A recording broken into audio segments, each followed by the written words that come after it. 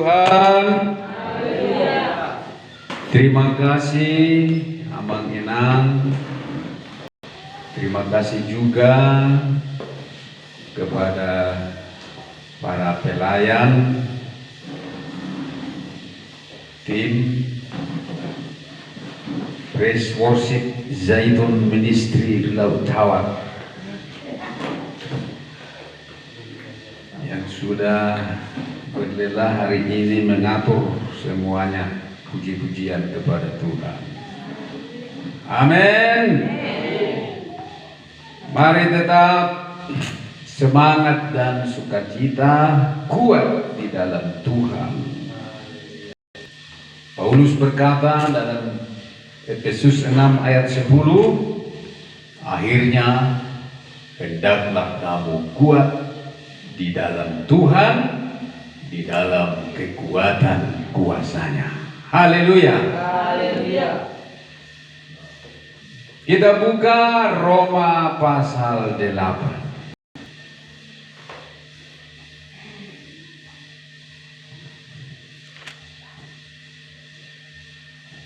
Ayat 37.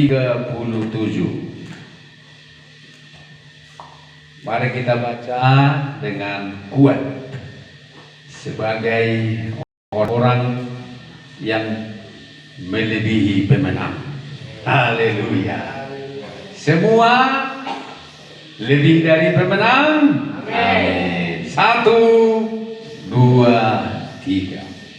Tetapi dalam semuanya itu kita lebih daripada orang-orang yang menang oleh Dia yang telah mengasihi kita. Amin. Sangat gembira ketika kita membaca ayat ini, bahwa Paulus katakan, firman Tuhan katakan, umatnya, saudara dan saya adalah lebih dari pemenang. Bukan pemenang, tapi lebih dari pemenang. Karena ayat ini berkata kita lebih daripada orang-orang yang menang. Kita lebih dari pemenang. Dan ini merupakan satu keyakinan yang kokoh yang selalu dibangun di dalam diri setiap orang percaya. Ya, ini dibangun bahkan dengan sangat yakin berkata, walaupun malas berdoa, tetap dia yakin aku lebih dari pemenang. Walaupun dia Kristen KTP, dia selalu berkata aku lebih dari pemenang. Tidak salah ya, bagus itu. Memang begitu. Tetapi di sini kita melihat mengapa kita lebih dari pemenang. Karena Allah di pihak kita. Itu jawabnya ya. Mengapa kita lebih dari pemenang? Ayat 31 jawabnya.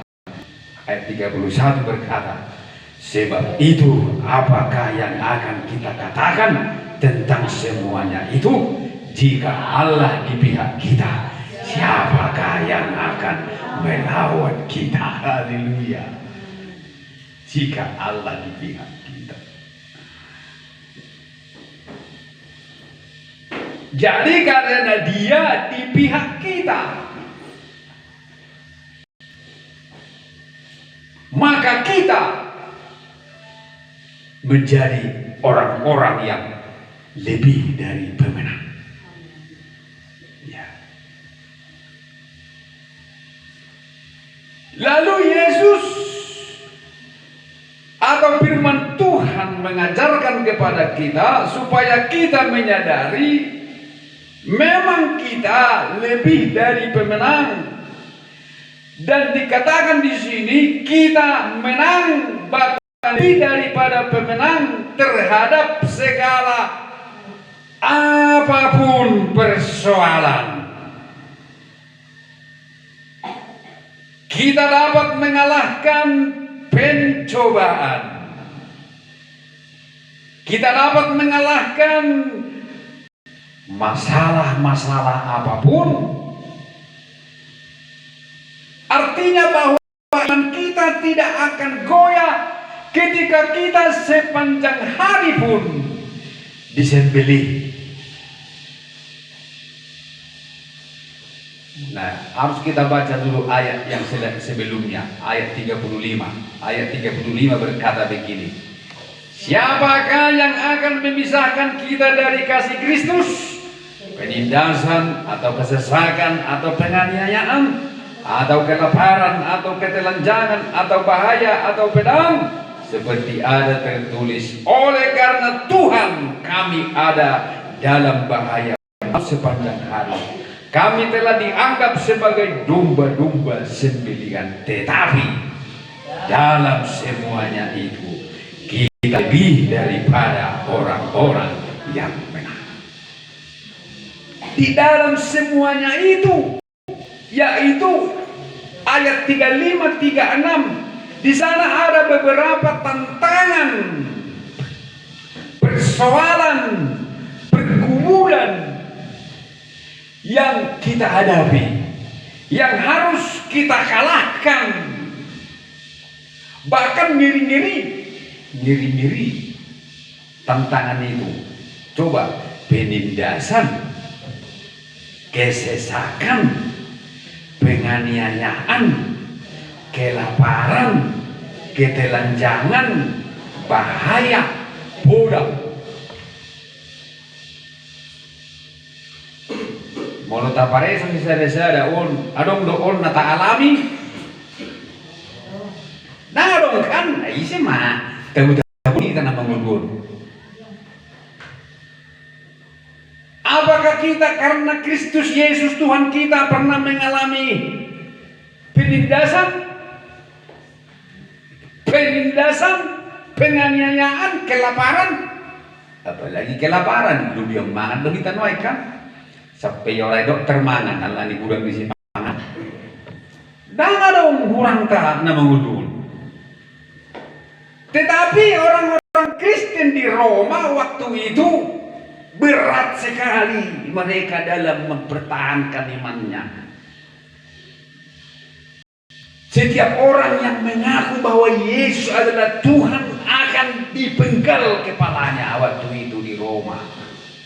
Itulah makanya muncul dalam ayat yang Roma 10 ayat 9 dan 10.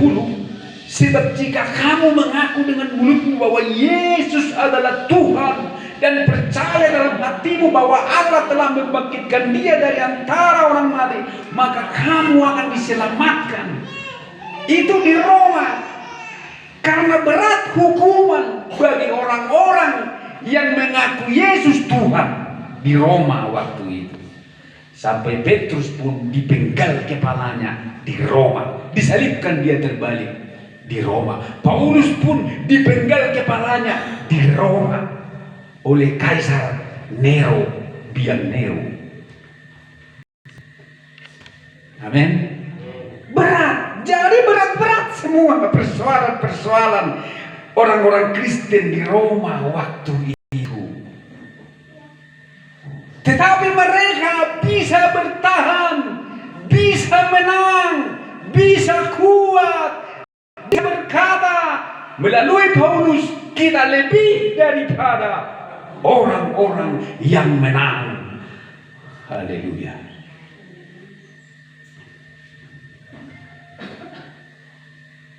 Apa yang menyebabkan mereka bisa bertahan seperti itu? Apa yang menyebabkan mereka bisa tetap bertahan terhadap segala persoalan itu? Apa yang menyebabkan iman mereka tidak pernah goyah sedikit pun? Yang pertama, karena mereka memiliki Yesus. Itu yang pertama. Ayat 32. Roma 8 ayat 32. Ia yang tidak menyayangkan anaknya sendiri, artinya Bapa yang tidak menyayangkan Yesus anaknya sendiri, tetapi yang menyerahkan Yesus bagi kita semua. Bagaimanakah mungkin Bapa tidak mengaruniakan segala sesuatu kepada kita bersama-sama dengan Yesus? Jadi inilah yang membuat mereka bisa bertahan, karena mereka memiliki Yesus yang mati di kayu salib dan yang bangkit dan naik ke surga. Amin. Itulah yang membuat mereka selalu menang. Seberapa berat pun persoalan tentangan, mereka tetap kuat karena Yesus ada di dalam hati mereka, di hidup mereka.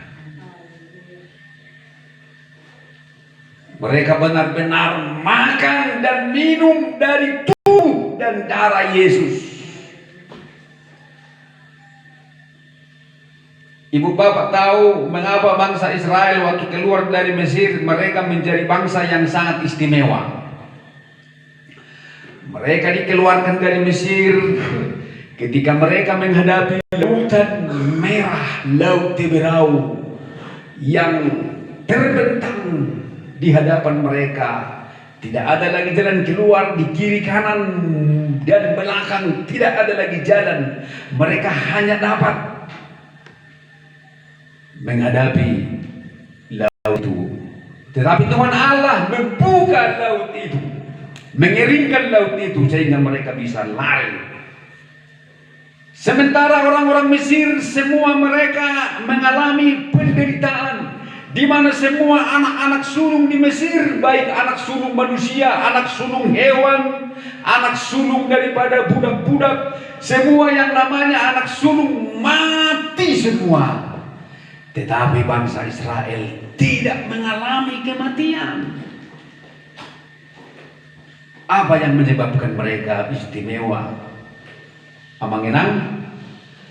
Karena mereka sudah terlebih dahulu makan domba Paskah.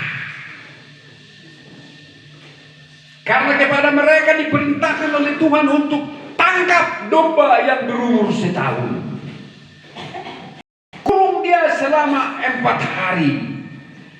Setelah 4 hari dikurung, sembelihlah domba itu. Bakarlah domba itu. Setelah masak, lalu kau makanlah domba itu beserta dengan roti yang tidak beragi. Itulah Paskah bagimu. Dan darahnya jangan kau makan, kata Tuhan. Darahnya ditaruh di mana? Oleskanlah darahnya itu di tiap pintu. Begitu nanti malam malaikat penjemput nyawa lewat, malaikat maut lewat, rumahmu akan selamat. Tapi rumah-rumah yang tidak ada tanda darah akan kemudian anak sulungnya. Jadi itulah yang membuat mereka istimewa dan lebih dari pemenang, karena mereka makan domba Paskah. Itulah Yesus Kristus yang nyata akhirnya dalam perjanjian baru bagi kita. Jadi sekarang kita lebih istimewa dan lebih daripada pemenang oleh karena Yesus Kristus yang telah mati dan bangkit sudah ada dan menyatu dengan tubuh dan darah kita lewat perjamuan kudus. Haleluya. Yang kedua, mereka diberikan Tuhan firman Allah. Amin. Firman Allah yang diberikan oleh Tuhan kepada kita, itulah yang akan membuat kita selalu menang melawan apapun, termasuk melawan iblis. Amin.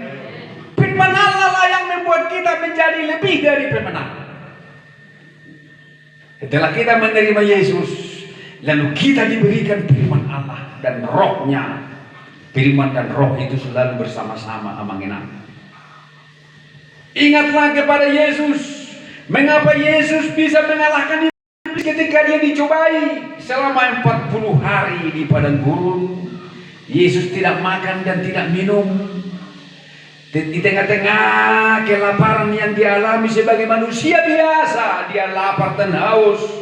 Tiba-tiba iblis datang mau meruntuhkan Yesus, mau mengalahkan Yesus, mau menggagalkan Yesus dan menggagalkan rencana Allah.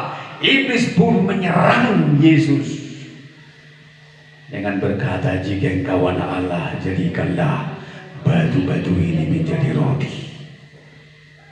Dengan apakah Yesus mengalahkan iblis yang licik itu? Hanya dengan firman Allah.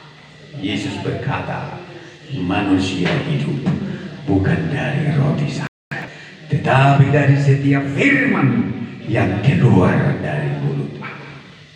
Iblis keok, kalah hanya dengan firman. Dia tidak melawan iblis dengan emosi. Dia tidak melawan iblis dengan perdebatan yang sengit dan pertengkaran, bahkan adu jotos dengan iblis. Sebenarnya Yesus bisa mengalahkan dia dengan hembusan napasnya, mengeluarkan api dari mulutnya. Tetapi Yesus tidak mau. Dia mengeluarkan firman dari mulutnya. Dengan firman itulah Yesus berkemenangan. Bahkan pada pencobaan yang kedua pun, iblis membawa Yesus ke hubungan baik Allah atau ke tempat yang tinggi dan berkata, jika engkau anak Allah, jatuhkanlah dirimu ke bawah, sebab ada tertulis bahwa engkau akan ditopang oleh tangan Allah sehingga supaya kakimu takkan terantuk kepada batu. Memang itu ada tertulis, tapi Yesus berkata, apa kata Yesus? Janganlah engkau mencobai Tuhan Allah. Janganlah, ada tertulis, jangan engkau mencobai Tuhan Allahmu. Berarti Yesus Tuhan. Amin. Yesus Allah. Jadi saya bingung sekarang perdebatan di medsos, selalu orang berkata, jika benar Yesus Tuhan, di mana ayatnya? Iya kan? Hayo. Apalagi si Juma, siapa lagi? Banyak lagi ya.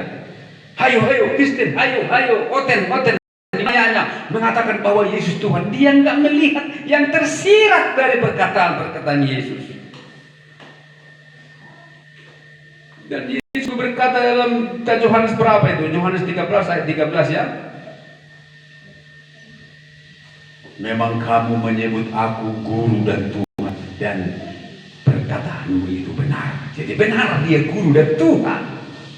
Pas nggak usah tenami? Lima. Berarti dia guru dan Tuhan. Karyawan. Nah di sini dan yang ketiga pun iblis pun mencoba Yesus lagi, mau mengalahkan Yesus. Dan dia berkata dan membawa Yesus ke tempat yang tinggi sekali dan memperlihatkan kepadanya kemegahan dunia. Dan iblis pun berkata, jika engkau, semua ini akan kuberikan kepadamu, asal kamu mau menyembah, asal kamu mau beribadah kepada aku. Iblis kurang ajar, ya. Jadi Bapak Ibu saudaraku sekalian, iblis ini tidak takut-takut. Tuhan saja dilawan. Bahkan nanti dalam kitab Wahyu sudah dituliskan, akhirnya iblis pun akan menyerang surga. Iblis pun nanti akan menyerang sorga, akan berperang dengan sorga. Sekarang dia sedang mengumpulkan kekuatan. Sekarang dia sedang mencari jiwa-jiwa pengikut-pengikutnya untuk dapat gerombolan mereka nanti menyerang sorga. Tapi Yesus berkata, ada tertulis, kamu harus beribadah hanya kepada Tuhan Allah. Jadi dengan firman inilah Yesus menang, maka umatnya pun, saudara dan saya, akan menjadi umat pemenang. Dan Yesus memberikan kepada kita firman-Nya. Haleluya. Coba kita buka dulu Yeskiel pasal 20. Kita ini tidak jauh beda dengan bangsa Israel. Justru kita adalah Israel rohani. Kita boleh selamat karena bangsa Israel tegar tengkuk. Maka apa yang diberikan Tuhan kepada bangsa Israel, yang membuat mereka istimewa dari segala bangsa, itu juga diberikan Tuhan kepada kita, membuat kita orang-orang istimewa, orang-orang pilihannya. Kalau bangsa Israel jasmani adalah bangsa pilihan Tuhan, di mana Tuhan memberikan kepada mereka domba Paskah. Dan yang selanjutnya apa yang diberikan Tuhan kepada mereka? Yeskiel 20 ayat 10. Yeskiel 20 ayat 10. Aku membawa mereka keluar dari tanah Mesir dan menuntun mereka ke padang gurun. Di sana aku memberikan kepada mereka ketetapan-ketetapanku dan memberitahukan peraturan-peraturanku, dan manusia yang melakukannya akan hidup.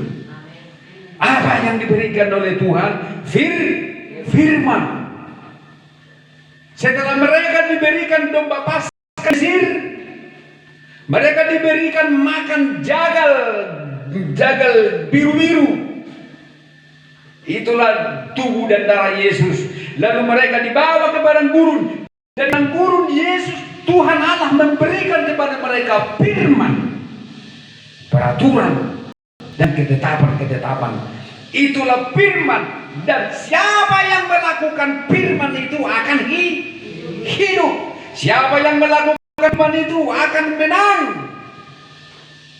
Jadi siapa yang makan firman Tuhan, dia akan hidup. Apa yang mati akan hidup. Ekonomi yang mati akan hidup kembali kalau kita mau makan firman Tuhan. Yang percaya katakan amin. Nang pagguguwag may mga Malaysia. Mau hidup. Maka dangolo mo kan mau hidup ama. Kon nangit untuk ilikod doon mau hidup. Makan firman.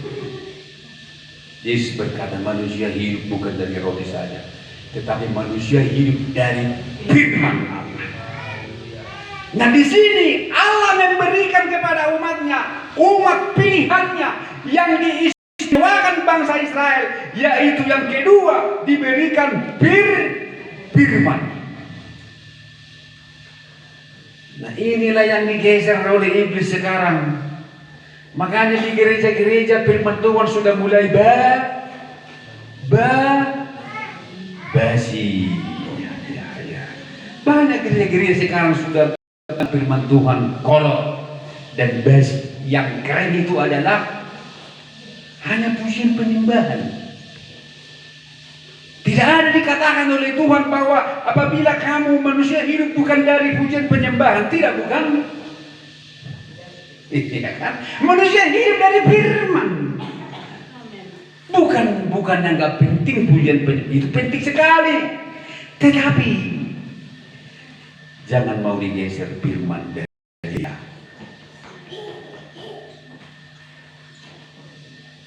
Gereja yang ada firman, dia akan hidup. Iya. Jadi jangan mengejar tren keren. Boleh tren dan keren di gereja, tetapi firman juga harus lebih keren daripada praise worship dan segala macam lampu-lampu kelap-kelip di gereja. Haleluya. Lihat sekarang kan, inilah yang digeser oleh iblis. Bagaimana supaya gereja itu tidak ada firman, supaya iblis bisa masuk dengan mudah, maka firman pun digeser. Seperti dia menyerang Yesus supaya di hati Yesus jangan ada firman, tapi Yesus tidak mau menggeser firman dari hidupnya. Dia tetap mempertahankan firman, dan firman itulah yang membuat iblis galuh. Amin. Firman.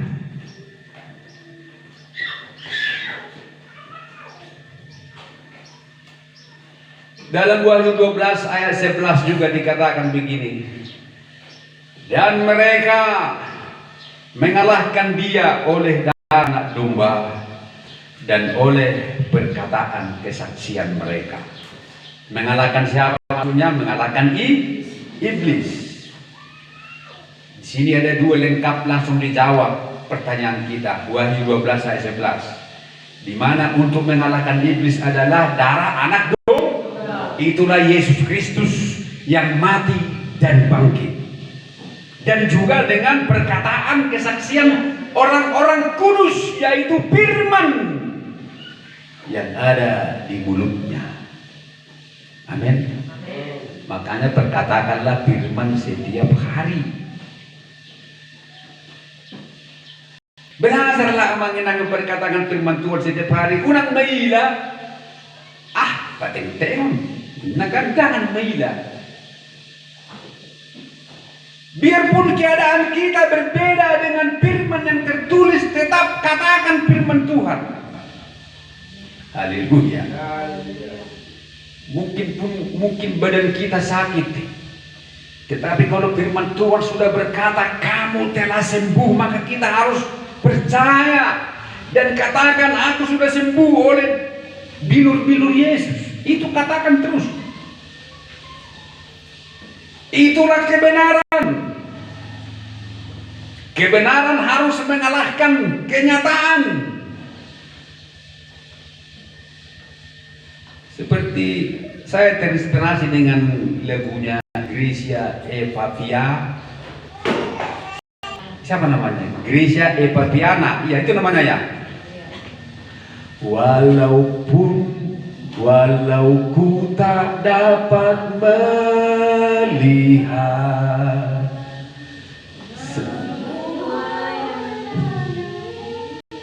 kamu sama bahita.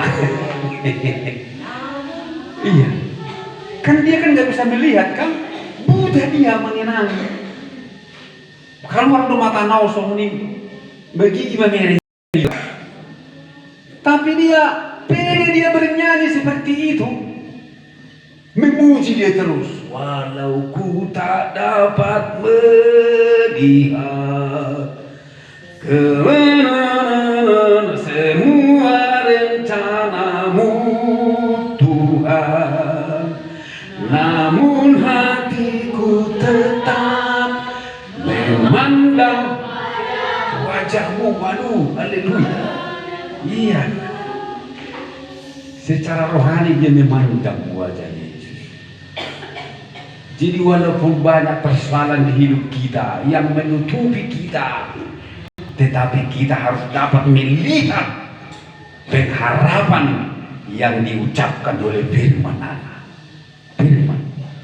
Nah, kalau firman ini kita percayai dan kita pegang teguh dan kita perkatakan setiap hari, maka kita akan menang. Haleluya. Kita buka dulu Efesus 6.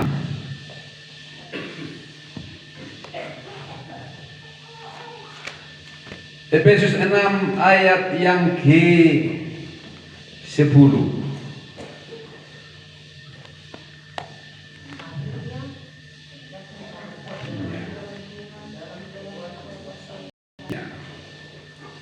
Akhirnya hendaklah kamu kuat di dalam Tuhan, dalam kekuatan kuasa-Nya. Kenakanlah seluruh perlengkapan senjata Allah, supaya kamu dapat bertahan melawan tipu muslihat iblis. Karena perjuangan kita bukanlah melawan darah dan daging, tetapi melawan pemerintah-pemerintah, melawan penguasa-penguasa, melawan penghulu-penghulu dunia yang gelap ini, melawan roh-roh jahat di udara. Sebab itu, ambillah seluruh perlengkapan senjata Allah, supaya kamu dapat mengadakan perlawanan pada hari yang jahat itu dan tetap berdiri sesudah kamu menyelesaikan segala sesuatu. Jadi berdirilah tegak, berikat pinggangkan kebenaran, berbaju tirahkan keadilan, kakimu berkasutkan kerelaan untuk memberitakan Injil damai sejahtera. Dalam segala keadaan pergunakanlah perisai iman, sebab dengan perisai itu kamu dapat memadamkan semua panah api dari si jahat. Dan terimalah ketopong keselamatan dan pedang roh, yaitu firman Allah. Dalam segala doa dan permohonan berdoalah setiap waktu di dalam roh, dan berjaga-jagalah di dalam doamu dengan tidak putus-putusnya untuk segala orang kudus. Jadi di sini ada banyak perlengkapan senjata Allah untuk kita pakai berperang melawan iblis, mulai dari ikat pinggang, baju zirah, sepatu, dan juga perisai iman yaitu tameng, kemudian apalagi ketopong keselamatan, helm, dan pedang. Dan pedang kita adalah firman. Inilah pedang. Seperti prajurit, kalau tidak ada pedangnya, apa artinya dia memakai semua pakaian perang, tapi pedangnya tidak ada, pistolnya tidak ada? Nah, firman itulah firman pedang yang kita pakai untuk mengalahkan iblis. Sehingga dan yang terakhir, apa yang diberikan oleh Tuhan bagi umat Israel supaya umat Israel lebih dari pemenang. Apa yang diberikan Tuhan kepada kita sebagai bukti bahwa Allah di pihak kita. Apa mengenal? Kita buka lagi Yeskiel pasal 20 tadi. Yeskiel 20 ayat 11. 12. Kalau tadi ayat 11 dia memberikan ketetapan yaitu firman Allah. Sekarang ayat 12 dia memberikan hari-hari Sabatku juga aku berikan kepada mereka, menjadi peringatan di antara aku dan mereka, supaya mereka mengetahui bahwa akulah Tuhan yang menguduskan mereka. Kita baca lagi. Tetapi kaum Israel memberontak terhadap aku di padang gurun. Mereka tidak hidup menurut ketetapan-ketetapanku, dan mereka menolak peraturan-peraturanku yang kalau manusia melakukannya ia akan hidup. Mereka juga melanggar kekudusan hari-hari Sabatku dengan sangat. Maka aku bermaksud hendak mencurahkan amarahku ke atas mereka di padang gurun, hendak membinasakan mereka. Lompat ayat 20. Ayat 20. Kuduskanlah hari-hari Sabatku, sehingga itu menjadi peringatan di antara aku dan kamu, supaya orang mengetahui bahwa akulah Tuhan Allahmu. Apa yang ketiga? Ibadah. Yang setuju katakan amin. Amin. Ya. Togisal mau lihatin Tuhan. Yang ketiga ibadah. Ibadah yang diberikan kepada umatnya, kepada bangsa Israel. Ini ayat 12, hari-hari Sabatku juga kuberikan kepada mereka. Ya. Hari Sabatku, hari kudusku, kata Tuhan. Itulah ibadah. Jadi hari Sabat itu milik Tuhannya itu. Ibadah itu adalah milik Tuhan. Dia berikan kepada kita.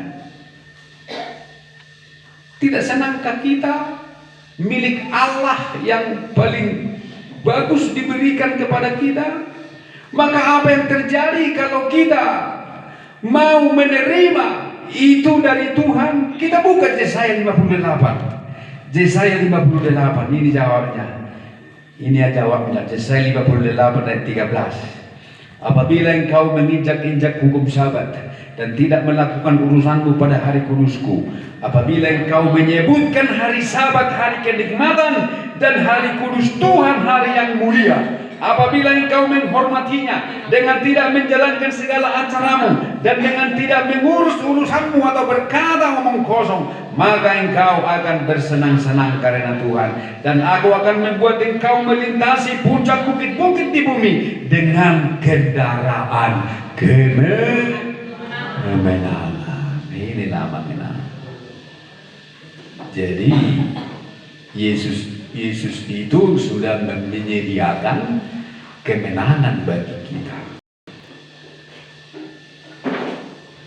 Sudah menyediakan kemenangan bagi kita. Tetapi kendaraan kita kepada kemenangan itu adalah menghormati hari kudus Tuhan. Ini kendaraannya amang inang. Saya baca ulang ayat yang ke-14. Maka engkau akan bersenang-senang karena Tuhan, dan akan membuat engkau melintasi puncak bukit-bukit di bumi dengan kendaraan kemenangan. Haleluya. Jadi orang bosak kita na malam minggu. Sapero Tuhan kutetak na malam minggu. Sampai Tuhan kita. Amin. Maka anda persiapkan kuda-kudamu amang inang. Persiapkan kuda-kuda. Orang menuju pada minggu toregar uluna. Ada orang sosok ini jumpa pada minggu toregar uluna. Hari minggu nanti aku ya. Hari Sabtu maniano nih kan? Karena hari Sabtu dabu kok pesta kan? Kok pesta. Gajian mu hari Sabtu kebangunan sama libo kan. Jadi apabila engkau menganggap hari kudusku hari kenikmatan, hari yang terindah, ini dia memberikan ibadah kendaraan kita menuju kemenangan yang dirintis oleh Yesus di kayu salib. Kemenangan itu kita raih dengan kendaraan kemenangan, yaitu ibadah. Haleluya. Porsea mulang mo messi na penting ko masalah. Amin. Mari kita bangkit berdiri. Apa yang dapat memisahkanku dari kasih-Mu?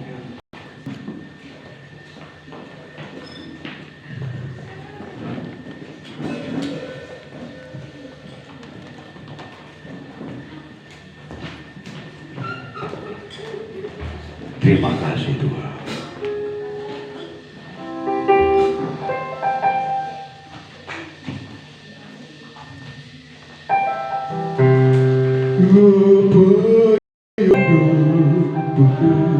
Apa yang memisahkanku